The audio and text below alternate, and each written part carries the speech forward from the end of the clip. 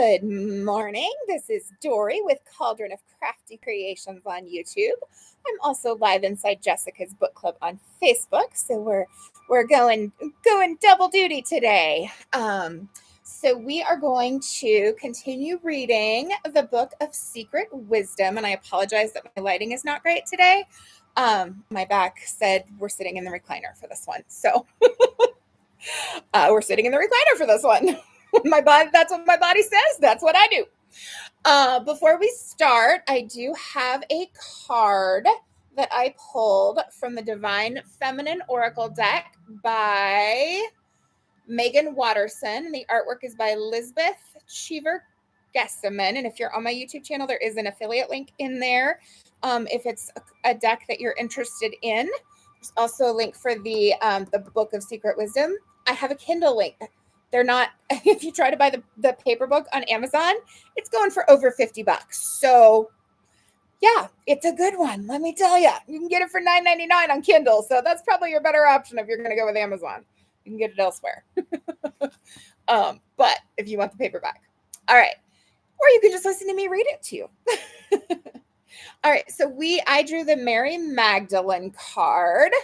And the affirmation, so it's Mary Magdalene, the apostle to the apostles. And the affirmation is so perfect. Of course it is, because they always are. But it's so perfect to go with the Book of Secret Wisdom, the affirmation.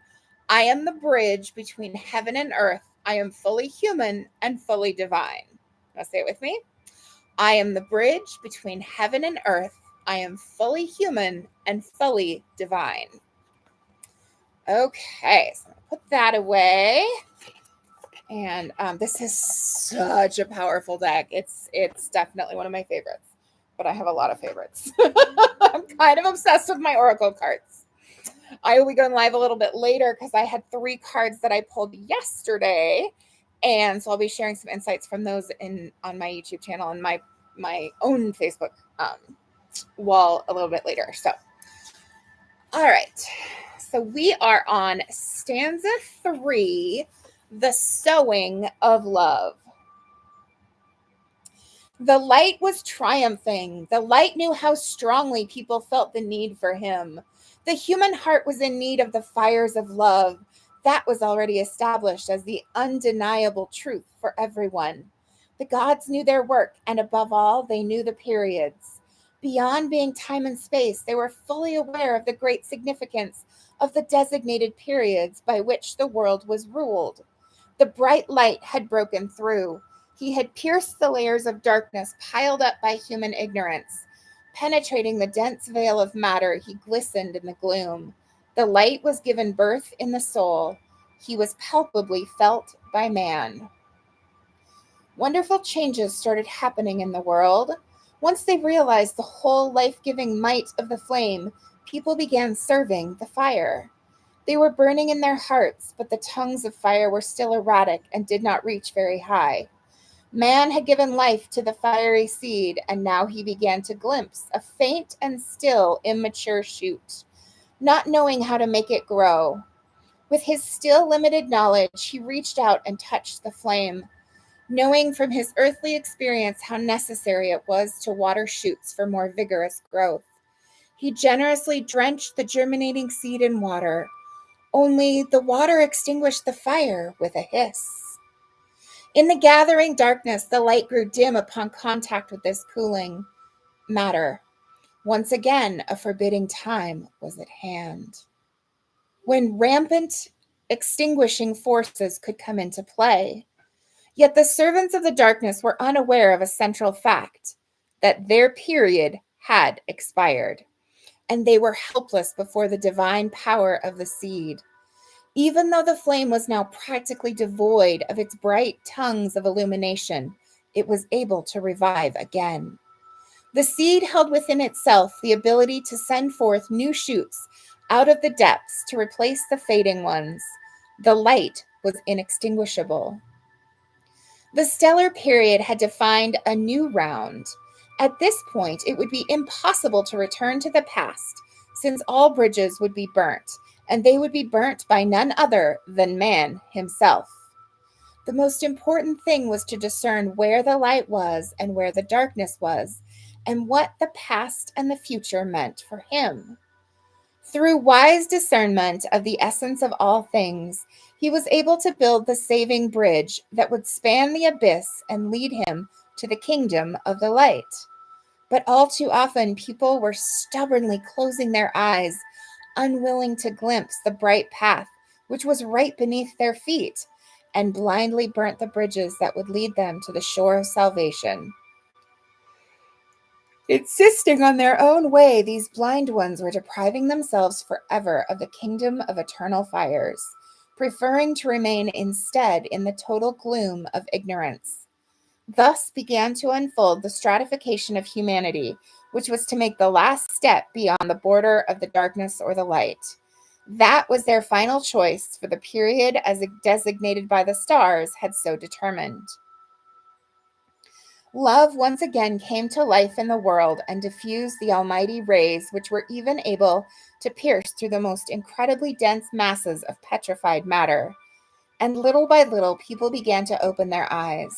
They had long known that even a stone was capable of loving, protecting, guarding, and bringing happiness to their owners, owners whom they indeed loved. Yes, the world was brimming over with love. Man beheld how a flower which he had mercilessly torn from its stem would incline its beautiful little head towards him, dedicating the last moments of its life to a declaration of love. Love for him, a man. Yes, a flower is able to love even a slayer that has brutally severed the thread of its marvelous, innocent life. Flowers forgive everything because they sincerely love man, even men who are most in love with the money they receive for the goods they sell. That flowers very much hoped that people would open their eyes and understand how it was even painful to love them. Indeed, humanity was coming nearer to this understanding, for the language of one flower was always understandable to another member of the floral kingdom. After all, it was not so long ago that human beings were flowers themselves, covering the whole planet in a carpet of beautiful bloom. But the gods did not pluck them.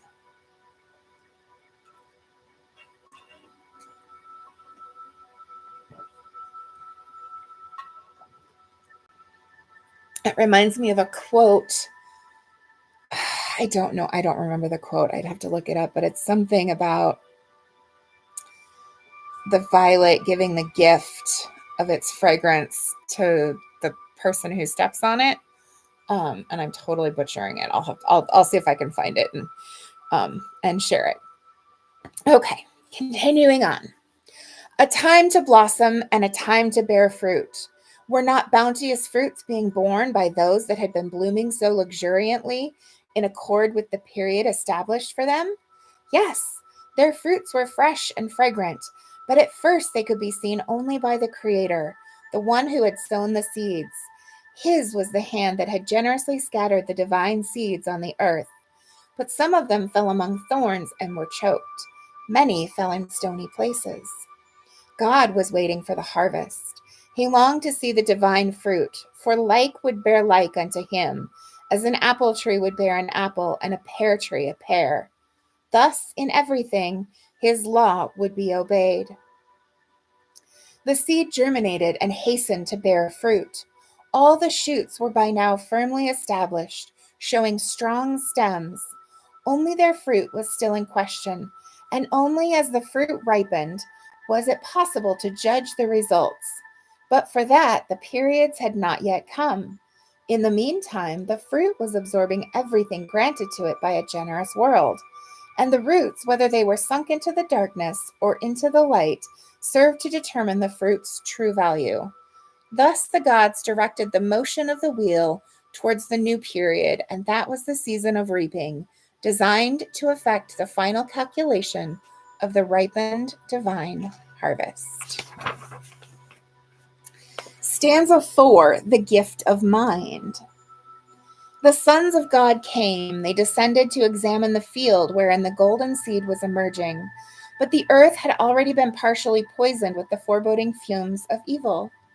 Poison seeped into soil, threatening to envenom the new shoots. The plants resisted as they strove to develop according to the program laid out in the core of the seed. The fiery essence of the seed was impervious to the darkness. Evil hid himself, lying in wait for an opportune moment to attack the shoots just as they were on the point of breaking through. The sons of God discerned the lurking danger.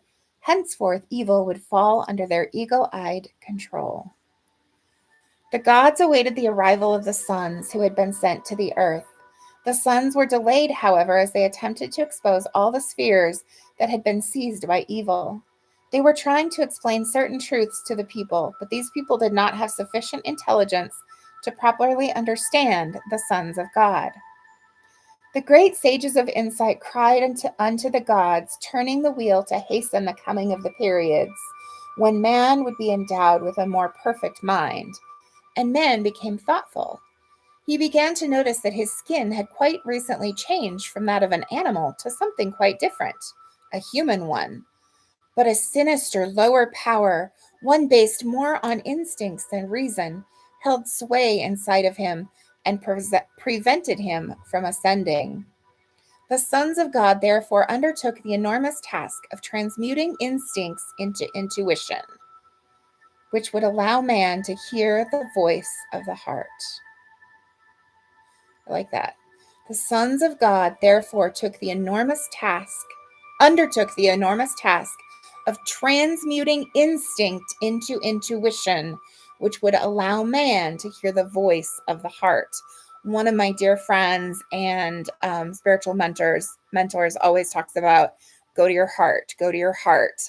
And when I was working on healing codependence with my mom, and had for so many years was used to putting her needs ahead of my own, and was learning to take care of myself first, because when we take care of ourselves first, then we're more able to care for others.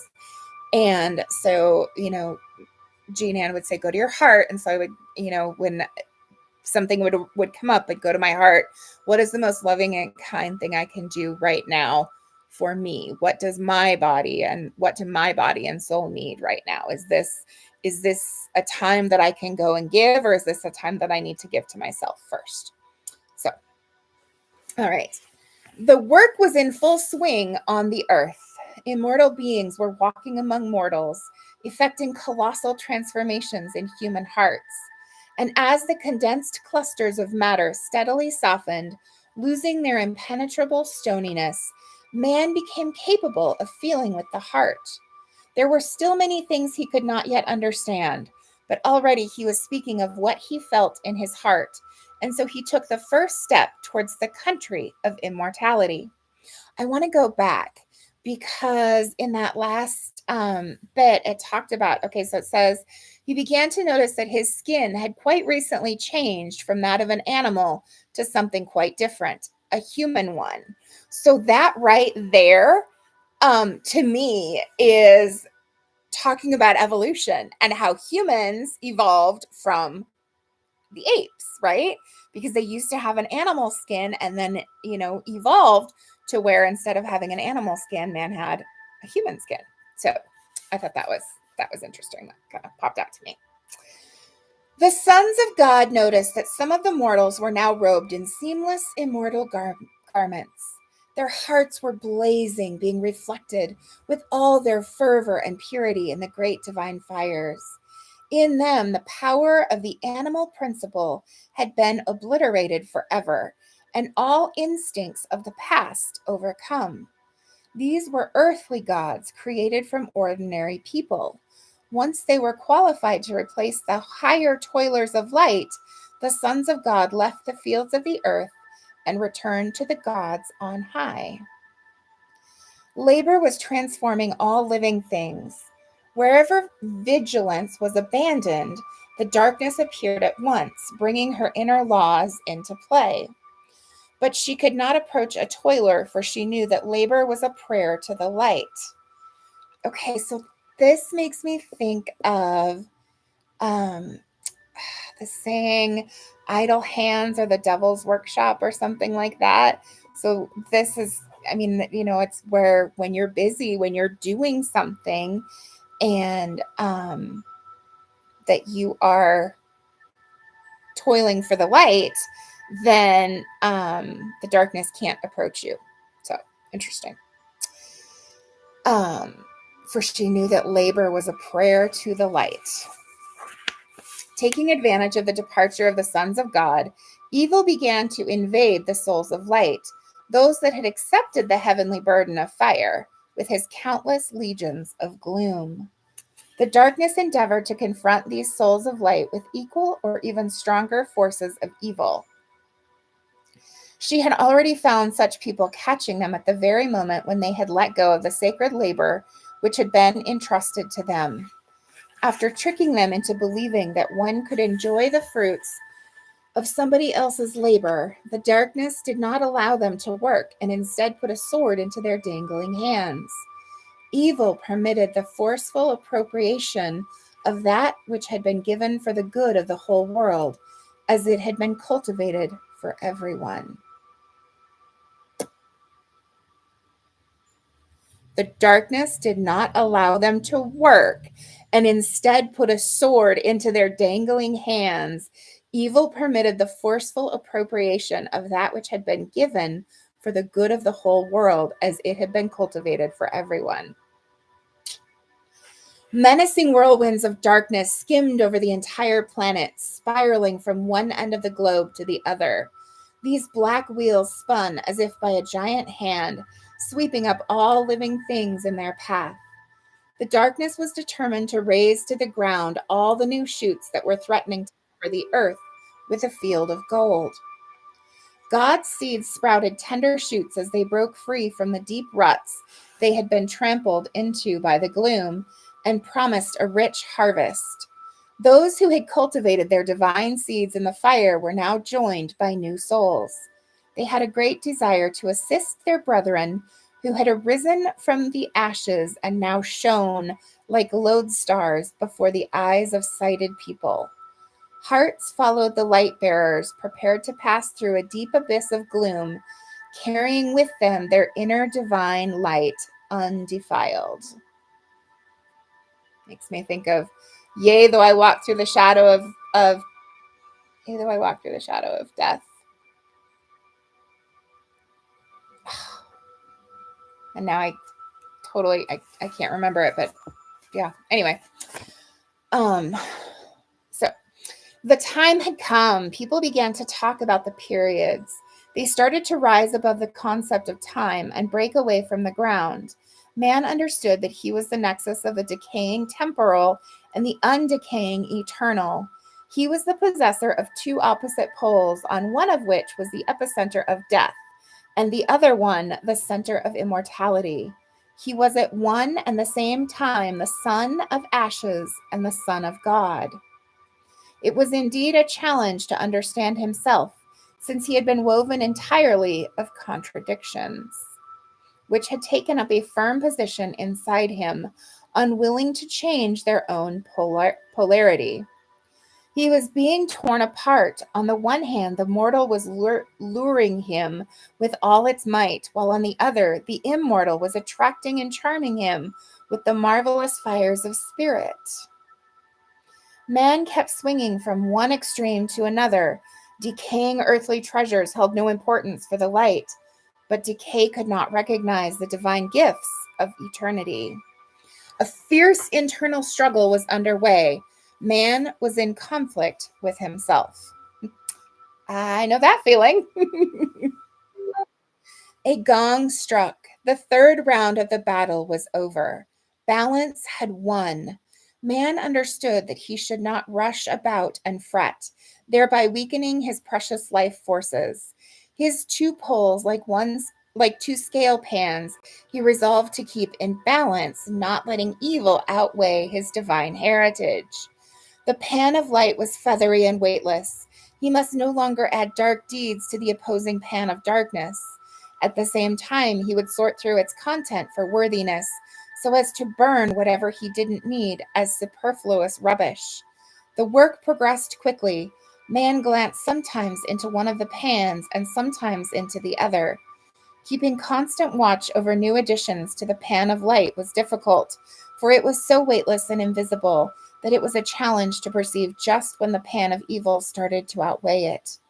A high degree of alertness was required, and the gods decided to set a new period for the round of earthly time, so that mankind would be armed with this priceless gift of heaven.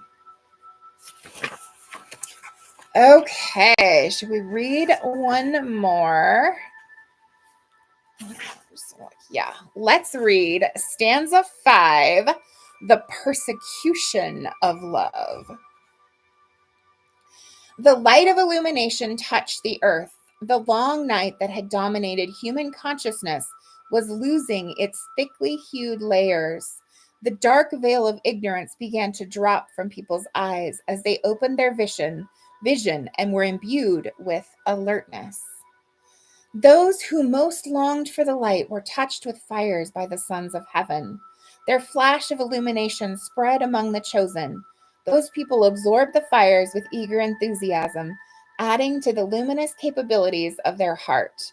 The world became lighter and brighter, but still, one had to work hard to kindle the fires in the light bearers' companions, and the sons of heaven called for help from those who had preserved the lucidity of the flame. Sparks were flaring, and with the new era came a great inflow of fire. Many people were already carrying the divine flame within their breasts. Nevertheless, they were in the minority compared with the whole mass of humanity. These light bearers were recognized immediately, for it is impossible to conceal the light. They spoke of God, of pure heaven, embraced by the flame of love and the sons of eternity. The darkness was irritated by such flowery speeches, and wanting to wrap everyone in an even denser veil of ignorance, she infused malice into the minds of her listeners.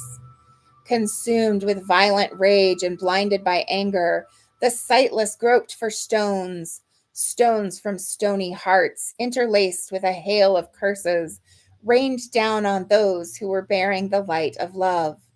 Love was beaten, tortured, burnt, but she was ineffaceable, for she was drawing upon immortal forces within herself. She loved, and that was all that mattered. Sparks were igniting. The gods saw how desperately the warriors of love were fighting. Armed with the divine gift, they walked the earth with a single mission in mind: to love. For them, the most important thing was to preserve love for humanity intact. They did not expect a loving response in turn, as they failed to meet love in those who had extinguished the spark of fire within themselves and had grown cold. Love was to ignite their godlessly smoking wick. The bearers of the flame touched everyone in sight. Some were ignited at once, promising to preserve and cultivate their tiny flame, while others averted their eyes. Still others took a stone out of their bosoms, which they had harbored there in place of their heart. Yes, a stone had replaced the heart, but the gods knew how to work with such dense matter, which at some point would turn into a gentle, igniferous scarlet flower. On and on they labored. A drop of water can wear away a stone. A seemingly weak force defeats a stronger one. Water gushed into the world, and the strongest of all was a tiny drop, for the drop knew that it was one with the limitless ocean of eternity. It started into work, polishing dense granite-like masses.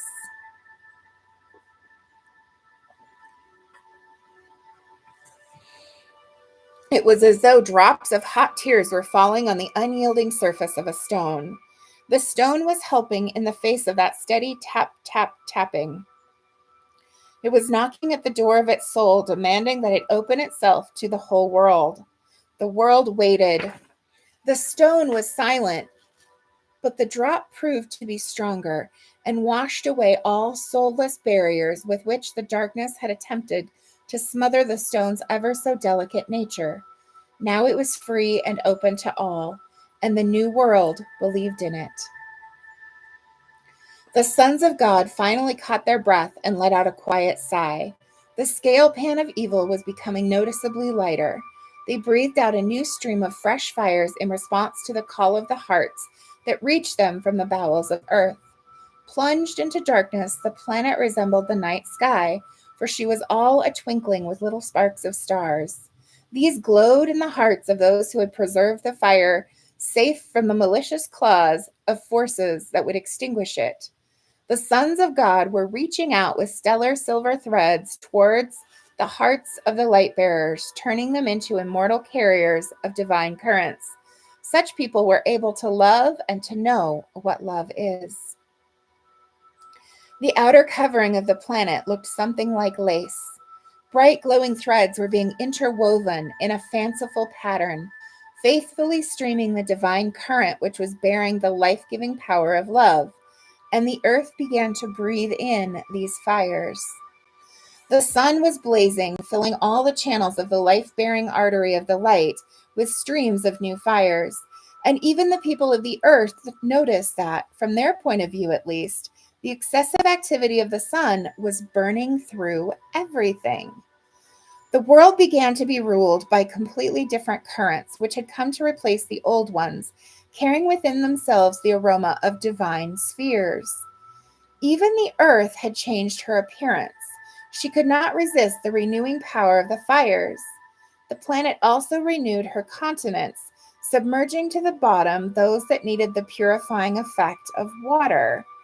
In the flame of yawning craters, she had burnt away anything that could not fit into the new life. Now she was being nourished by other currents, desiring to rid herself forever of the mistakes which had stained her mantle in the past.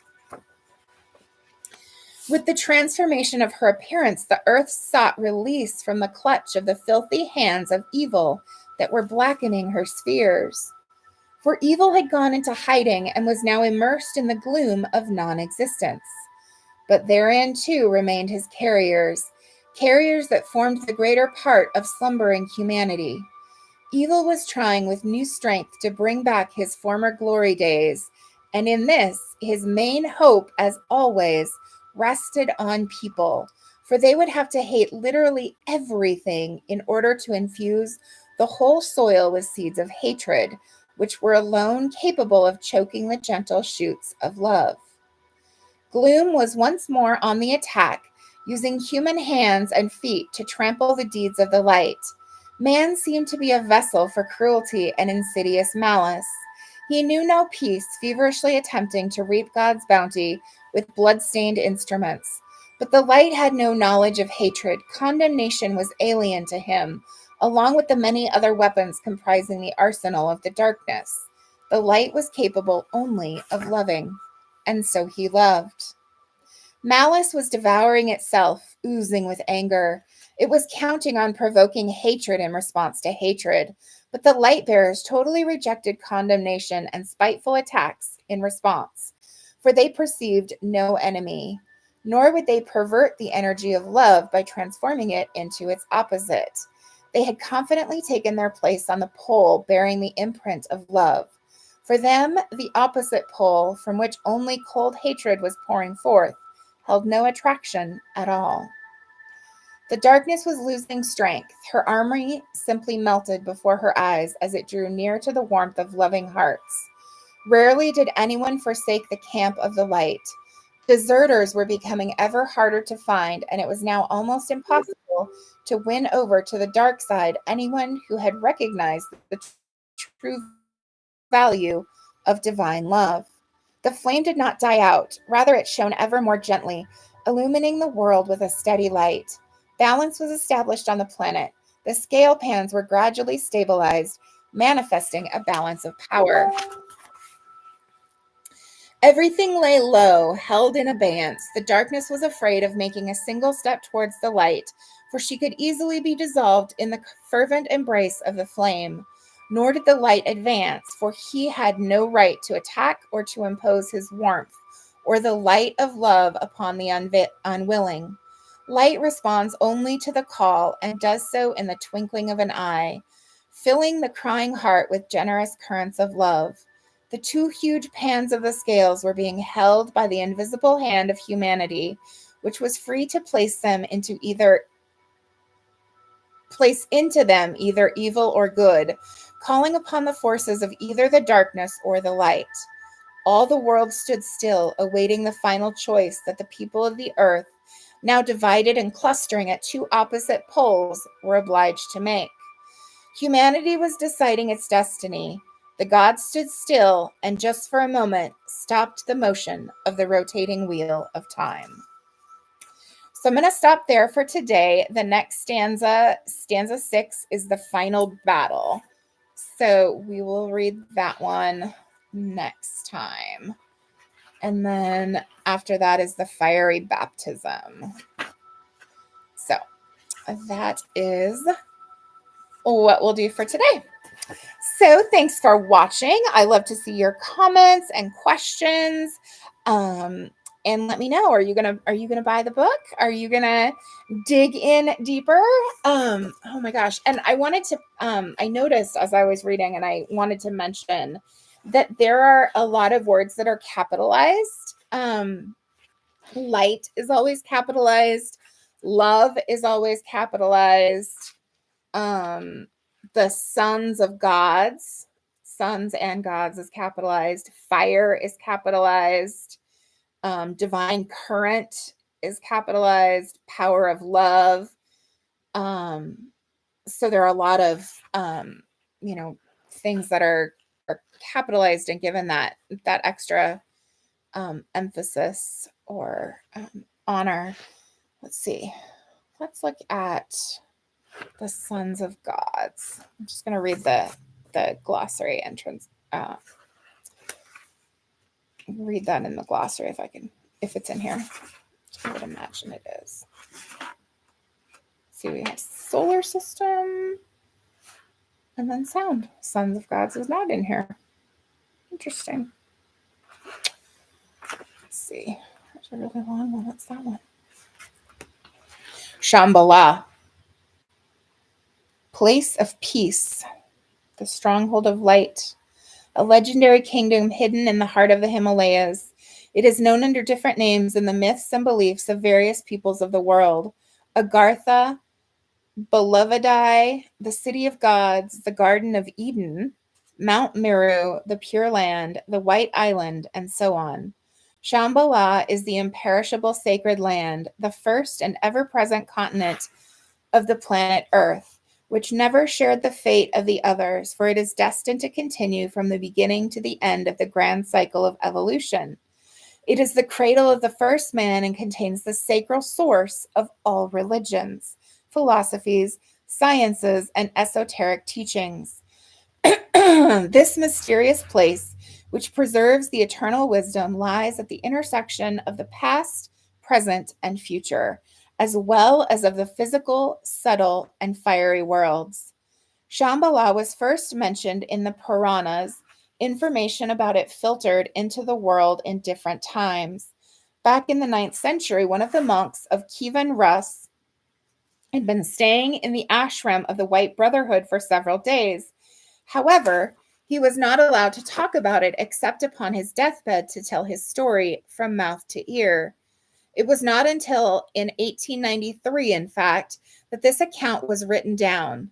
In the 12th and 13th centuries, Pope Alexander III and Innocent IV both attempted to establish contact with Prester John, the head of the secret spiritual brotherhood in the heart of Asia, who had sent letters to a number of Christian sovereigns: Constantine the Great, Manuel I Komnenos, Manuel I Komnenos, Frederick I Barbarossa, Louis VII of France, and others. In the 17th century, the Portuguese Jesuit missionary Estevão Casella was the first to tell the Europeans of this mythical place, which he visited at the invitation of the Tibetans. In 1915, Albert Grunewaldl published a German translation of the guidebook to Shambhala, written by the famous Panchen Lama, Lobsang Palden Yeshe, in which the location of this legendary realm is indicated by a mass of symbols and complex geographical hints. And in 1925, in many newspapers all over the world, an extensive article by the Mongolian explorer Dr. Lao Chin appeared telling of his journey to the valley of Shambhala. He was forbidden to write about the wondrous spiritual phenomena that take place there. However, Dr. Lao Chin mentioned that the inhabitants of the valley lived for many centuries, but looked like middle-aged people, and they were characterized by clairvoyance, telepathy, and other higher abilities. Among other things, he saw how they levitated and even became invincible to the physical eye. Shambhala is the ashram of the White Brotherhood of the Teachers of Humanity, each of whom is a god, having become such for many nations, and leaving the divine mark in human hearts as an equal among equals in the flesh. The work of the Mahatmas may be seen in three principal directions of research: the improvement of the earthly plane, methods of communication with the distant worlds, means of conveying the results of their research to humanity. The latter is indeed the most challenging of all. Alexa, stop. The Shambhala of the earth may be thought of as a spaceport from which messengers are sent to the distant worlds and where ambassadors from the infinite universe arrive. New ideas from other inhabited planets are tested in the laboratories of the Brotherhood. After being adapted to earthly conditions, they are in turn conveyed to scientists of the world as inspiration. Here, the most important decisions concerning the evolution of humanity and the planet are made. Once every 100 years, the Council of Shambhala is convened, 1925 and 2025. Interesting. Coming up. Once every 60 years, the Council of the High Initiates takes place. It is a real-world government which has little in common with earthly regimes, but still it has often contacted them through its messengers. Indeed, the history of all times and nations records testimonies to the assistance of the great teachers, which has always been secretly given at turning points in the history of every country. However, while the people of the East often accepted their advice, the West, as a rule, rejected them. For example, in addition to the aforementioned information, it is known that warnings were received by the representatives of the Habsburg dynasty and the Norwegian king Knut the Great. Charles the 12th of Sweden was warned not to start his fatal campaign against Russia. The repeated warnings to Louis the 16th and Marie Antoinette of the impending danger to France and the French royal family are widely known. Napoleon was also warned not to go against Russia.